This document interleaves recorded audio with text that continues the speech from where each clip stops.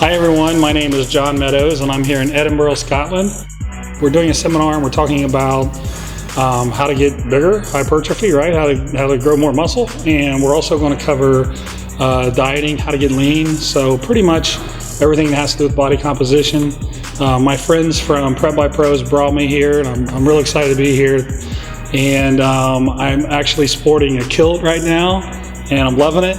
So we'll have some clips of the seminar loaded up to my website, on the member website, so keep an eye out for that. But until then, just want to give you an update. We're having fun here in Scotland and we're building some new content for you.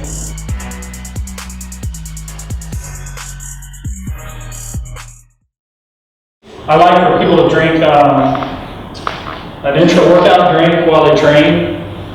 Now, I will tell you that I don't have this black and white response when you ask me about intra-workout drinks. Are they good or are they bad? It depends on how you train. I mean, if you're doing, say, an Olympic weightlifting session, I don't really see the value in an intra-workout drink if you're training that style. If you're training in a style where you're really only there for 20 minutes or something like that, or 30 minutes, I don't really see a lot of value. I just see some value with an intra-workout drink.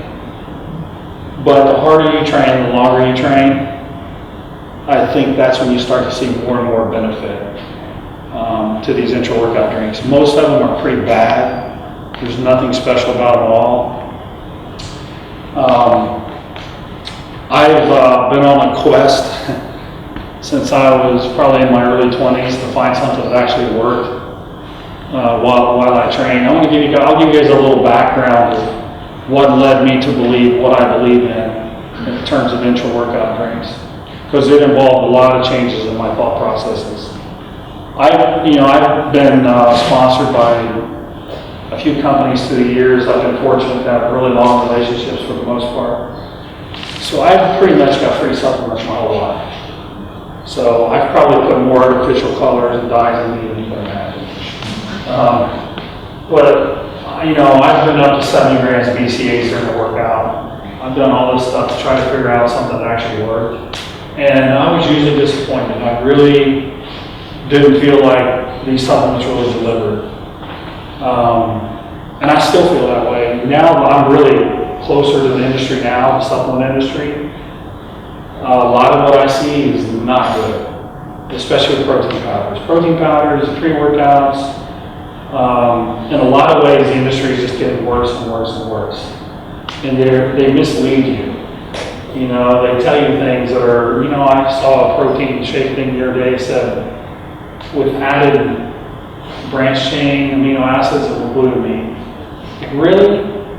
You do understand that branched chain amino acids are a part of a complete protein. That's like saying, hey guys, I got some orange juice with added vitamin C.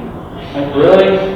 But there's a lot of stuff that you read that's really kind of misleading. A lot of the protein powders now will say they're what is the acronym? The artificial, the drugs that they give the cows, RVSD or whatever it is. I can't think what the acronym is, but there's no way to test that. You can just say that. There's no way to test that. There's no test that shows these growth hormones in cows. So it just sounds really cool, so they just slap on a label. I've never to this day seen a company prove that they were using cows that weren't, unless the protein powder came from France. If it comes from France, I'm pretty sure it's illegal to give cows like growth hormones and things like that. But my point is just the supplement industry is really, it's pretty shady. And I gotta watch what I say because I go all supplement. I make people very unhappy. But so anyways, to get back to my point, I was trying different things intra-workout, and I wasn't really happy. And then I started working with a company that actually has good products. Their marketing absolutely sucks. I hate the way they market it, but they actually did have good products. And I was talking to the owner of the company, and I pretty much felt like I had maxed out my potential. You know, I really hadn't made much progress for a couple of years. So I was talking to this guy, and we were just brainstorming, you know, how can we get better? You know, you keep missing your pro card just barely because you're just, you know, you need to make a big improvement somewhere so that there's no doubt when you walk out, you know, you win. So, okay, can you train harder? I don't know, man, we're training pretty hard. That just didn't seem like the right answer for me. So after this long discussion, the answer we came up with was, we have to increase your frequency, how often you train.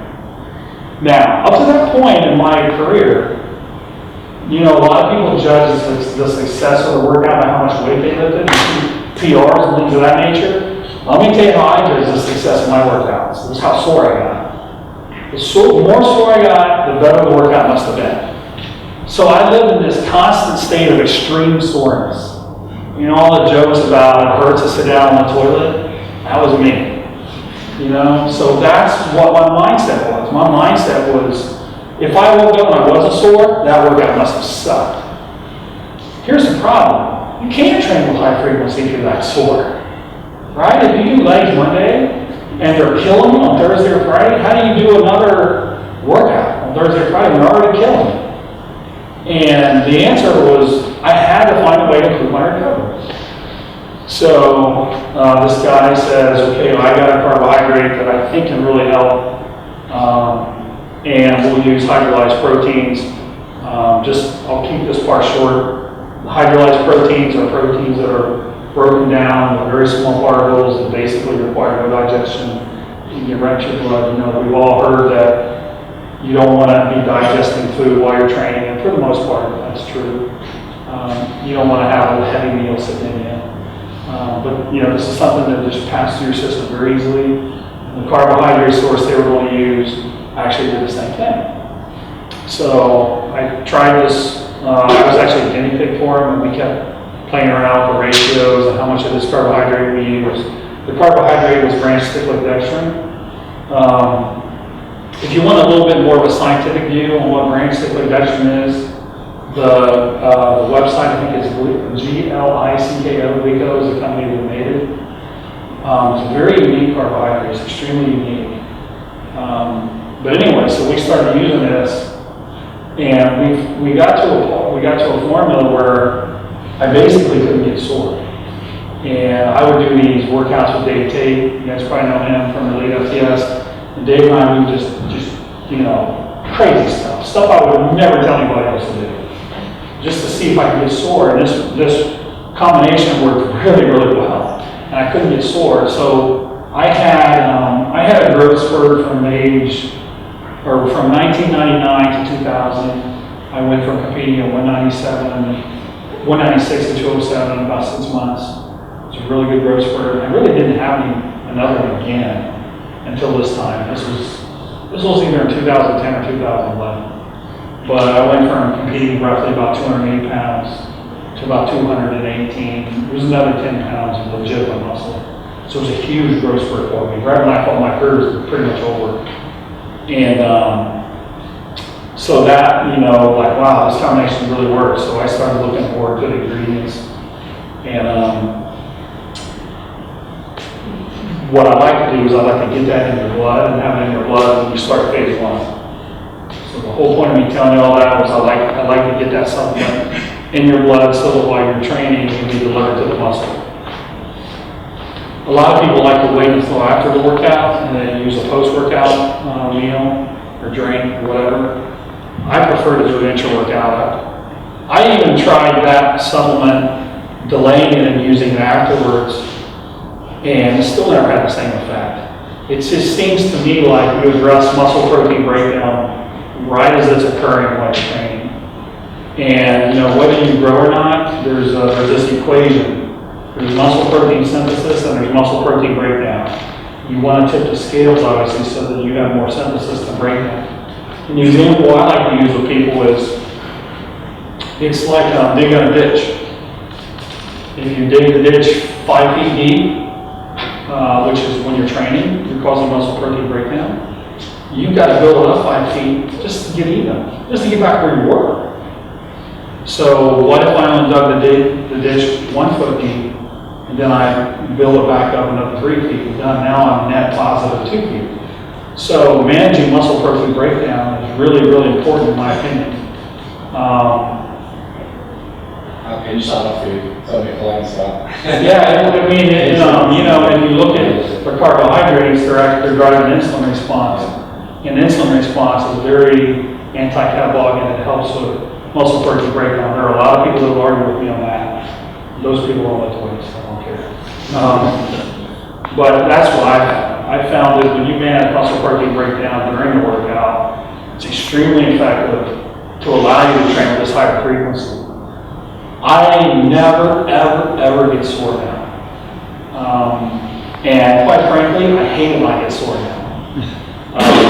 And if like 6 years ago you'd have told me I was going to be saying that, I would have beat myself up. I would have said, you're crazy, you have to be sore. You can actually grow really well without getting extremely sore. I'm not saying there's anything wrong with it. Don't misconstrue what I'm saying as if you get sore, you did something wrong. That's not what I'm saying. I'm just saying that when you really nail your intra-workout nutrition and you're setting your workouts up so that you have those pump workouts to also facilitate with recovery, you're training with a high frequency, now you're putting your body in a position where you're giving it tons of anabolic opportunities. Now you can train 6 times a week instead of 4. You can train with a little more intensity because your recovery is better. It's this whole picture.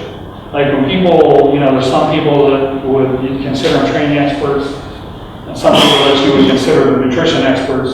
But to be really good at this stuff, you have to be able to tie it together. You can't look at each one of them separately. So what I'm talking about is a system. I've built it so that the nutrition and the training are set to, it all works together. Like if you change the type of training, then I would tell you that we can't use the same type of nutrition setup in the intra-workout.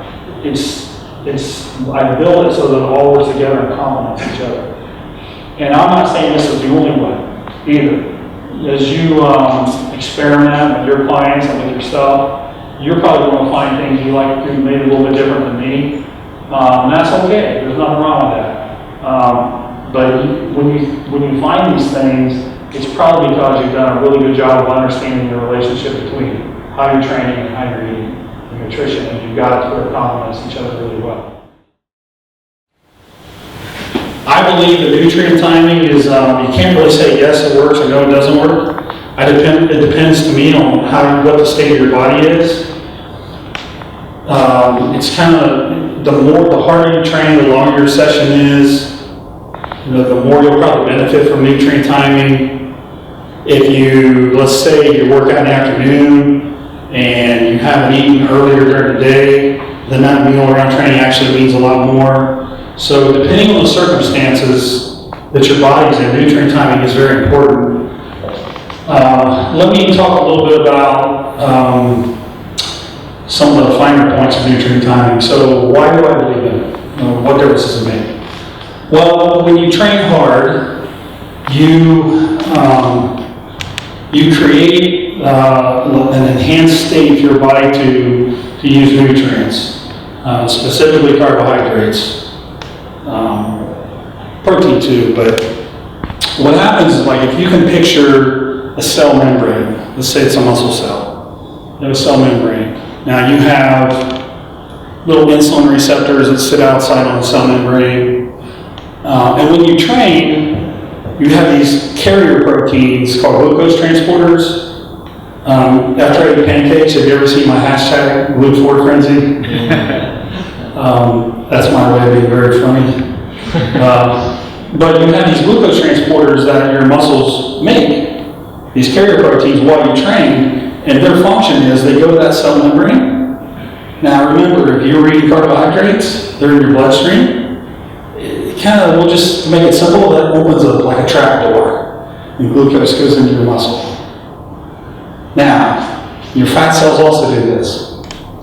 But when you're training really hard and you're beating the crap out of your muscle, it preferentially absorbs carbohydrates and puts them in your muscle. And when it puts glucose in your muscle can make glycogen out of it, that's a very good thing. Now, that's the time period when this enhanced state happens. So if you're eating most of your carbohydrates around training, most of the glucose is going to be diverted into muscle cells and not fat cells.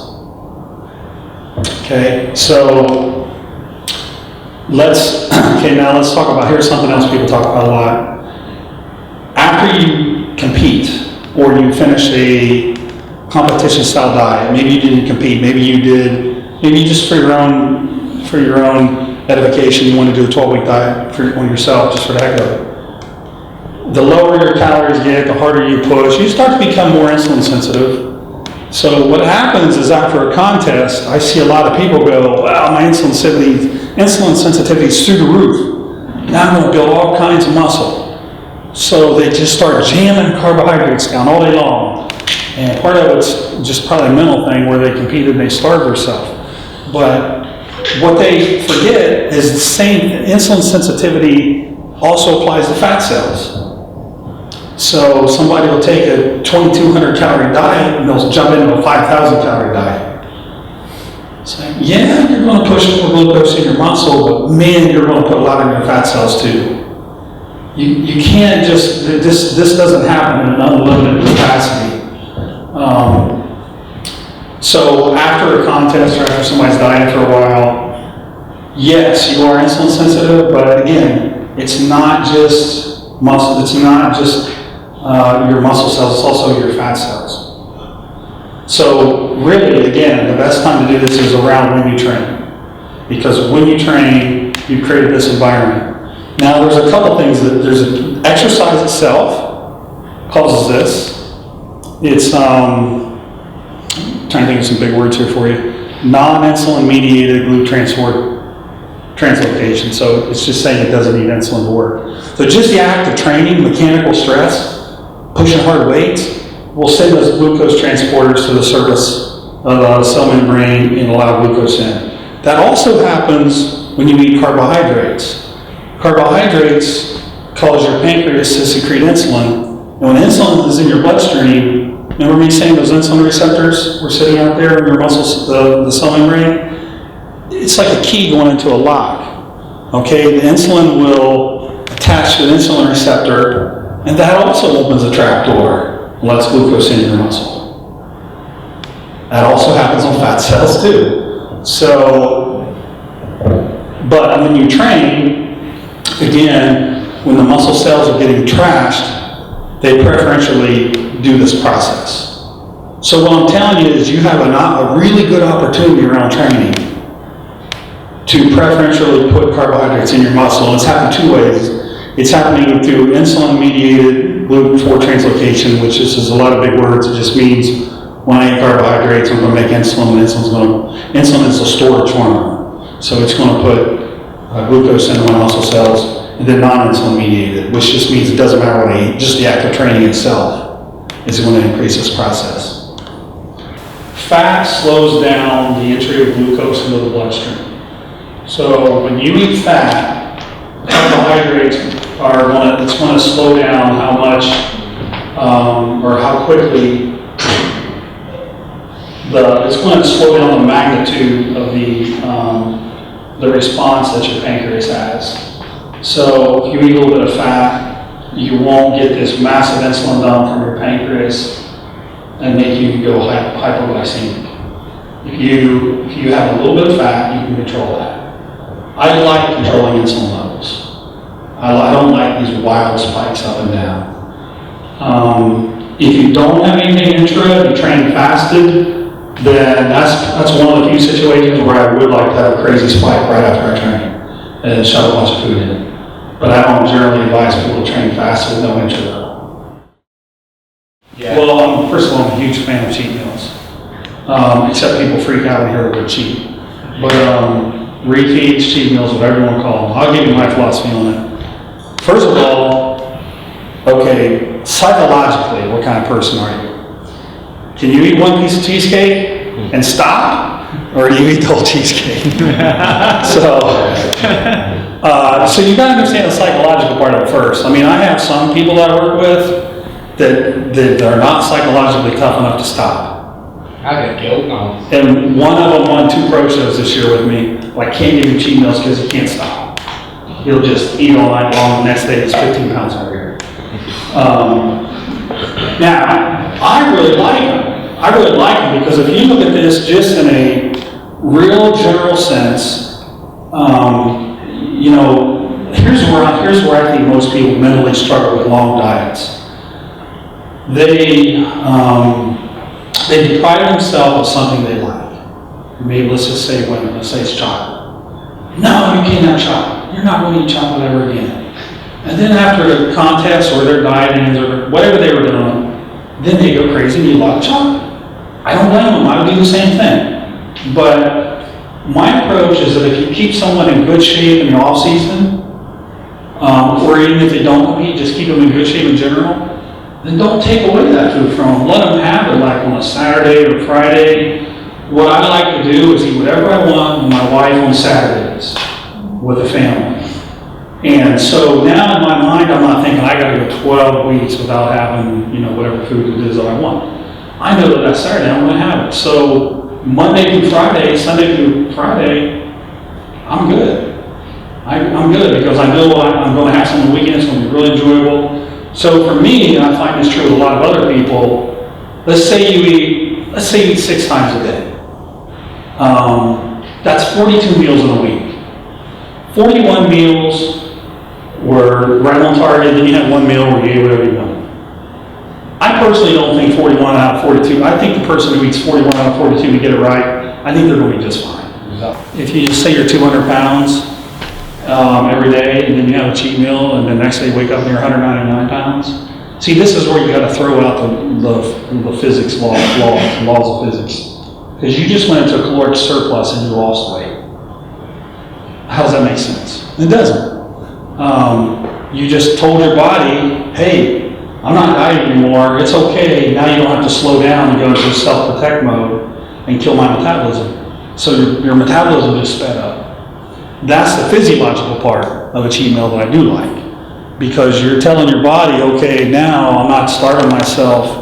Because your body just reacts. When the lower you make your calories, the lower it slows. I mean, it just does it. It has to, or you'll die. It slows down your metabolism. But cheat meal, some people call it a refeed meal. Some people just do clean carbohydrates and they don't have fat. Most of those people point to the leptin studies. The leptin studies show that it's the increased carbohydrates that help and not so much the fat. I personally just tell people to eat what you think tastes good. Have some protein, obviously. But I'm not saying just eat Twinkies. But I'll give you some examples, a hamburger and French fries. Like a hamburger from a nice restaurant, where it's a good burger. You know, that, or you could have pizza with chicken on it. Yeah, that would be a good cheat meal, you know? Or maybe somebody might want to have steak and, with the steak, they might want to have some bread with it. And a lot of people really crave bread. Some bread with it. So those are the kind of meals I'm saying. I'm not saying a box of Twinkies or, a gallon of ice cream is your meal. I'm not saying that. But truthfully, there probably would be a benefit to eating just a jar of ice cream. But basically keep going until it stops and keep just denying it. Yeah, now if you ate that meal and then the next day you're heavier and you're bloated, maybe that wasn't such a good idea. Yeah. But so it depends on the person's psychological profile. Okay, and now, I get people ask me this all the time too. They're in a caloric surplus. They're eating a lot of calories. Hey, can I have a cheat meal? I'm like, what do you mean? What do you need a cheat meal for? Well, no, you're in a surplus. There's nothing physiologically, you're going to gain nothing physiologically from eating much crap. But here's what I think. I think in reality and for life, for most of us, I think it's silly to tell somebody they can't have any food. I don't care what it is. I don't care if it's donuts. I will never tell somebody you can never have a donut, you can never have chocolate. Enjoy life a little bit. You're going to do better when you enjoy your life a little bit, because you know what gets us in the end is stress. And if you're constantly stressed out and you're freaking out and, oh man, I wish I had this, blah, blah, blah. I mean, there's an amount of discipline you need to do this right. That's for sure. But I think telling somebody they can never have something I don't think it's good direction. There's certain things, eating is like culturally, it's how we bond, it's how we have a good time, and there's nothing wrong with that. So, I'd like for people to have dinner as a family, do things like that. I could get off on the social part here, but I think kind of the breakdown we see in society is because we don't sit down and have meals together anymore. Just the breakdown of the family unit. So, man, my family, my wife was really good about this. Put the phone down, get off the computer, get over here and sit down as a family. She's really good about that. And every night, she's on us. My kids, man, they're like soldiers. They come in, they know exactly what they have to do. They sit down, they know we're going to pray, and then we're going to eat. Food quality continues to get worse. I'm a big believer in, this stuff. I was talking about this stuff 5-6 years ago, and everybody thought, wow, I didn't know this stuff. And now I think it's pretty common knowledge. Grass-fed meats, where cows have actually food they were meant to eat. Cows have a specific cow structure of their stomach. It's multiple chambers. It's meant to eat grass. It's not meant to eat a bunch of corn. It gets acidic, and then you have to kill the cows anyway because they're dying. Fish, instead of eating fish that's been locked in a little pen and fed chicken crap pellets, literally. Wild caught fish, things like that. I'm sure being in this industry, I'm sure you've seen that stuff. I actually do believe in that stuff. I think when you eat like grass-fed meats, wild caught fish, organic sources of food, in some cases, I think you feel better. I think most people feel better. There's certain fruits and vegetables that are hit pretty hard with pesticides. Strawberries, I think, is one of them where there's crazy amount. I think 30-some different pesticides are used on it most of the time. And I hear people say, well, show me the studies on it. Okay, you go out and find 20 people that will eat pesticide. You're not going to get studies of people eating pesticides. In this case, I'm just thinking common sense. Common sense, I want good whole food that hasn't been loaded with chemicals. That's just how I think about it. Now, I do think a lot of the companies try to take advantage of this to make money, like organic.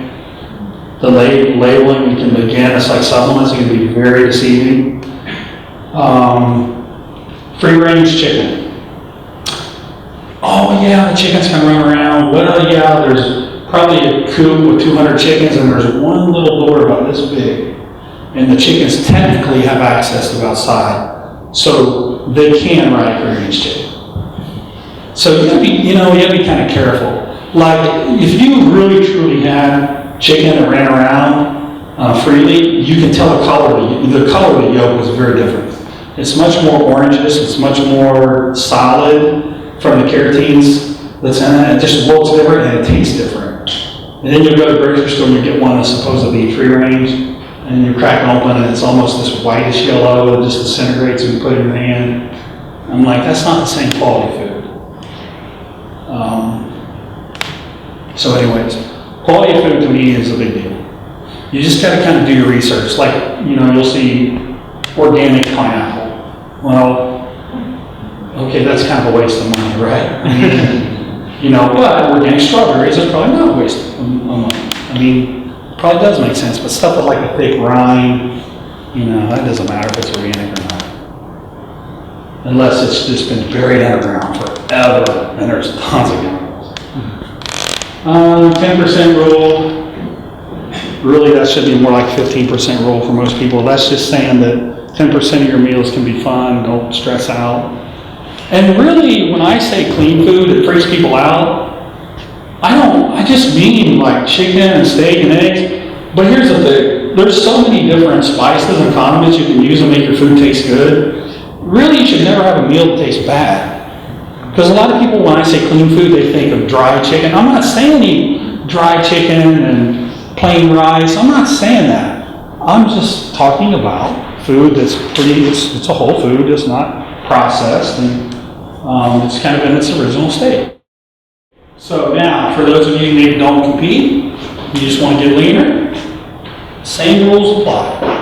There's no difference. The only difference is is like for the ladies, you don't have to spend $900 on a glittery bathing suit to wear for a couple minutes.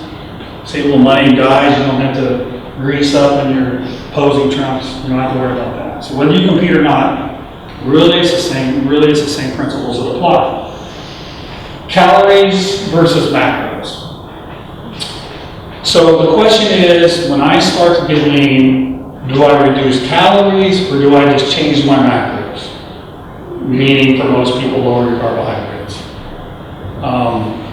I have a very specific way that I like to do it, but I will tell you there are a million different ways to do this. This is just what I like to do.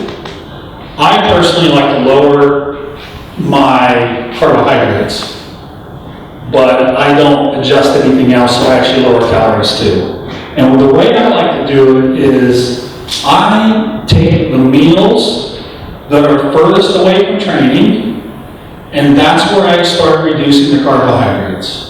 So let's say I work out at 6 o'clock in the afternoon. Okay, what meal do you think I would remove carbs from first? Breakfast. Boom, that's right, because it's clearly the other part of the day. Okay? Now, let's say I made that change. I lost a couple pounds. I've tightened up, but now I've hit a roadblock. Where's the next meal that I remove carbohydrates from? Lunch or your second meal, right? The next meal. So I do this. I'm starting far away from the workout, and I'm reducing carbs all the way until I get to the workout. I'm really stingy with my carbohydrates around training because I'm a firm believer that the quality of your workouts have to stay high for you to look your best and for you to maintain or grow muscle. You can't sacrifice that.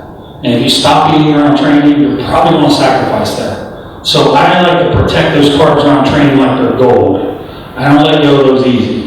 The only way I let go of those is if you absolutely have to. And some people do. Some people do, but it's going to be a last resort.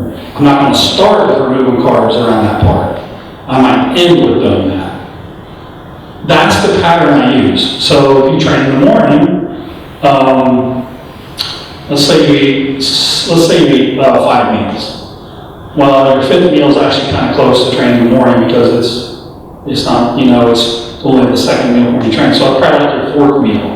I would take carbohydrates out. But again, I'm just removing carbohydrates from something that I don't think will mess with your workout. My goal is to keep my workouts hard and intense, not let up on the intensity. So that's the pattern that I use. Again, there's so many different ways that you can manipulate this stuff and get leaner. But I think this method protects your muscle the best. And one thing that's frustrating is when you work so hard to gain some muscle, and then you lose it when you diet, and you're back to square one. It's really frustrating. And I've done it. Every mistake that I tell you don't make it is because I've probably made it 10 times. This is a good example of one. I've done this a lot over my career, where I dieted down the muscle I thought I gained, poof, it was gone. When we talked earlier, I said I like to do this stuff one step at a time.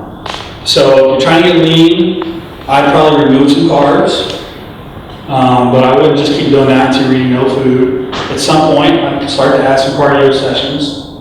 And then another thing you can do to get past the roadblock is use fat burners. I'll tell you some of the fat burners that I like. One of them is good old-fashioned caffeine. I prefer to drink actual coffee though than to take a caffeine tablet.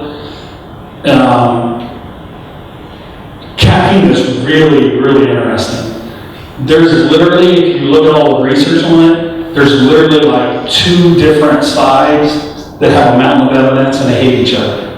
There's like one side that says caffeine makes you live longer. There's one side that says it shortens your lifespan. There's one side that says it makes you insulin resistant. There's another side that says the actual opposite is true. Here's what I think. I think when it's coming from coffee, there's a lot of things in coffee that are actually good for you. They don't have names for it yet. There's just different healthy nutrients in coffee.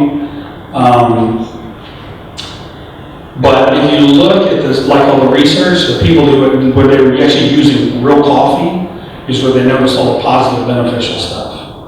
And the ones where they were using just caffeine tablets is where there were some problems. Now, I don't know why exactly that is, but it would seem like there's some nutrients in the coffee that are actually good for you and do positive things. It's pretty convincing that the extension of lifespan stuff is pretty convincing when you read it. It's like, it says coffee will increase your lifespan.